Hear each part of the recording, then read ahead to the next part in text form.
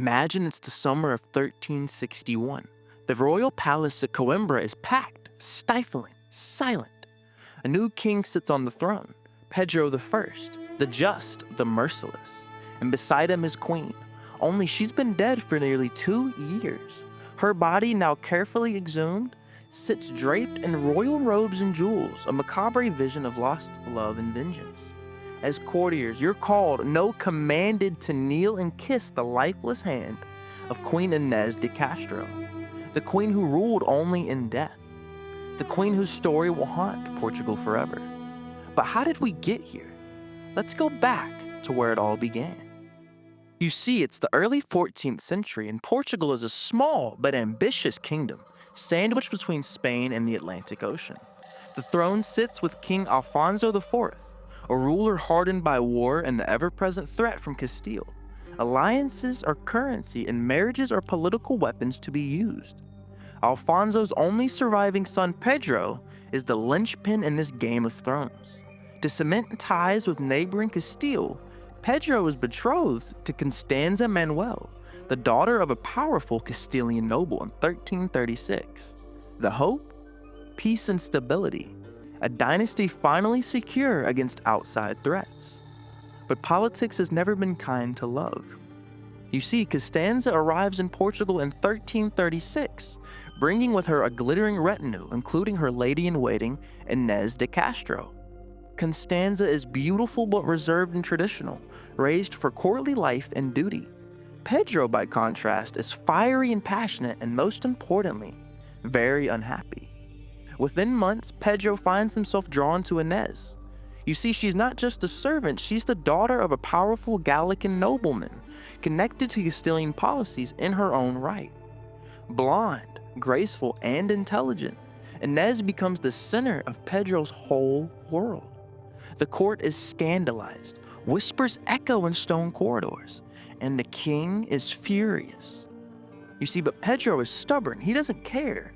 He parades his love for Inês, sparking open defiance and political disaster. The affair is anything but secret. Pedro and Inês build their own beautiful world, spending more time at the beautiful palace of Santa Clara Alvelha in Coimbra, away from the watchful eyes of Lisbon's main court. Their passion becomes legend. Poets and troubadours across Iberia compose ballads in their honor. But Pedro's open rebellion against his marriage vows and his father's authority throws the royal family into turmoil. Some see Inês as a dangerous outsider, with her powerful family waiting in the wings to seize power. Others romanticize their love, seeing it as pure but doomed. King Alfonso IV sees only danger. The Castilian connection through Inês's family could threaten Portuguese independence. The king tries to end this affair, banishing Inês to a distant convent. But Pedro's devotion only grows. He sneaks away, meets her in secret, and fathers several children with her, all while still technically married to Constanza. Then in 1345, tragedy or opportunity strikes. Constanza dies, possibly in childbirth, but possibly by illness. Rumors swirl that Inês or her family might have been involved, but there is no direct proof. Suddenly, though, Pedro is free, at least in theory. He doesn't remarry, instead he lives openly with Inês and their children, scandalizing the court further. Their relationship grows from whispered rumor to open rebellion. Pedro refuses to abandon Inês, and the people begin to see her less as a seductress and more as a tragic figure, blamed for loving the wrong man. For the next several years, the kingdom sits on a knife's edge. Pedro claims he's secretly married Inês, but no one actually believes him or wants to. But for King Alfonso IV, enough is finally enough.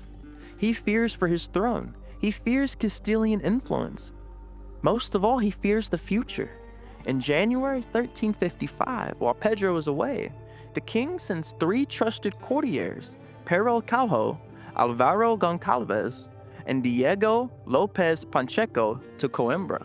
At the monastery of Santa Clara, Inês is found with her young children, and according to chroniclers, she begs for mercy for their sake, but her pleas are ignored. Inês is executed, beheaded some say, others claim she was stabbed repeatedly. The scene is so brutal it stains the very fountains of Coimbra red with her blood. Her children are left orphaned and her lover robbed of everything he's ever wanted. Pedro returns devastated.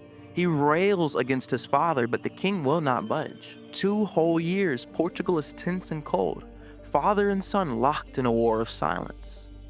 But in 1357, King Alfonso IV dies, and Pedro becomes King Pedro I and unleashes his grief on the world.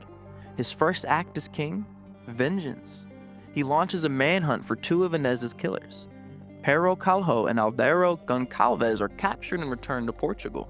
In a scene straight out of Dante, Pedro has them publicly executed, their hearts ripped out, one from the chest and one from the back, declaring it justice for the theft of his own heart.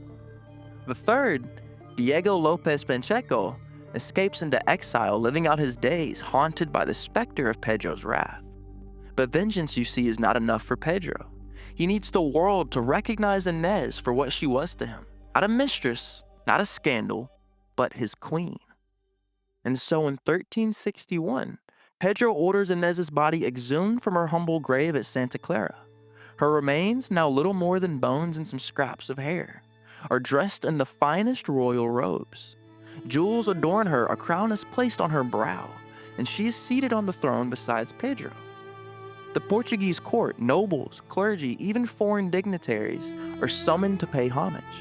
Legend says that they are made to kneel and kiss the dead queen's skeletal hands, swearing fealty to a woman who never ruled in life, but dominates the kingdom in death. Historians still debate how much of this spectacle actually happened, but the symbolism was very clear. Pedro had loved her as a queen, and he wanted the world to see her as one. Pedro's devotion doesn't end with coronation. He commissions 2 magnificent marble tombs at the Alcobaça Monastery, some of the most beautiful in Europe. The tombs are placed foot to foot so that on Judgment Day, Pedro and Inês will rise to face each other first. A love story meant to outlast even death itself.